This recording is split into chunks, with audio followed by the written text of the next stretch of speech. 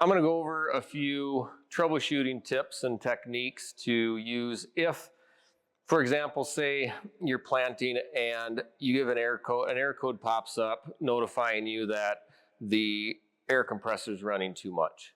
Typically when that happens, there's an air leak somewhere in the system. And sometimes the air leaks are smaller and you might not be able to notice them right away.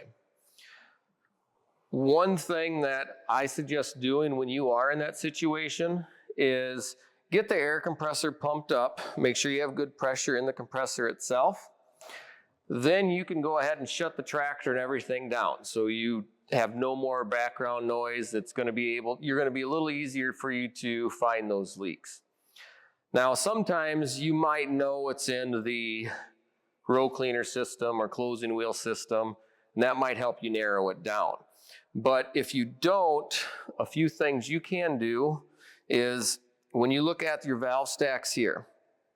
So this planter is equipped with pneumatic closing wheels and pneumatic row cleaners, sorry.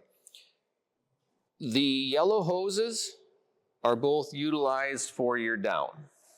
The green hoses are for your up. Along with that, there are solenoid valves located on the front side of this valve. On the back of them solenoid valves towards the base are two brass buttons that you can press. If you don't know which does which, you can look at the tabs on the wires, and the tabs on the wires will tell you if it's an increase or a decrease. A good rule of thumb is that typically the inside solenoids are always your decrease, where the outside set are your increases. So if you have a system that is low, you can press the increase, fill it up with air, and try to find your leak. In this case, what we did is we unplugged one of the hoses off of the closing wheel system to help troubleshoot that. So if I hit the increase here, you can hear air coming out of there. That's going to be a quick way to troubleshoot and to find that leak.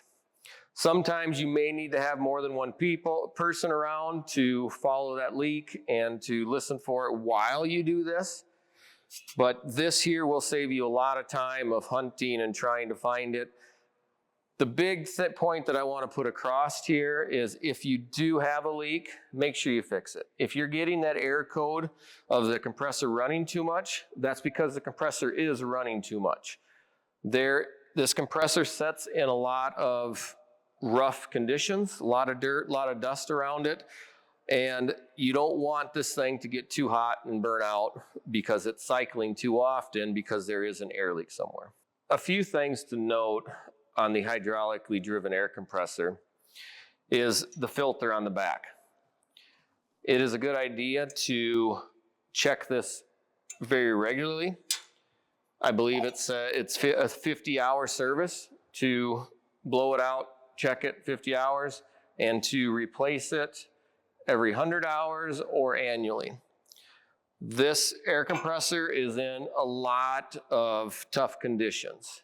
So we need to make sure that we're keeping this filter clean so that the air compressor is drawing in clean air and not a bunch of dirty air, which is going to contaminate and possibly harm the air compressor itself. Another maintenance tip thing that you want to look at is your oil level. On the side of the air compressor, there's a little sight glass. When the oil is cold, the oil should be halfway up the sight glass. This air compressor utilizes a non-detergent 30 weight oil. So make sure the oil looks clean and that it is halfway up the sight glass when the compressor is cool. If you need to add more, remove the fill plug / dipstick and top it off through there. Another thing that is a good idea to do, for sure do it annually, but periodically throughout the year, there is a water drain plug located on the bottom of the air tank. Turn that drain plug in, drain the air and the water out, tighten it back up, and continue to operate.